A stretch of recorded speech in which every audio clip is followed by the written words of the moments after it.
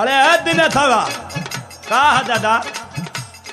अरे भाई निरहुआ के देखले ह का बात है दादा? बड़ा निरहुआ के खोजत हुआ। अरे भाई एक दिन भेटाइल रहे तो कहत रहे कि ओकर मेहर के तबीयत खराब बा, तो हमारा दामा उखड़ गइल बा। सोचा तनी कि ओकर मेहररुआ के संग में जाके हम चेक करा ली।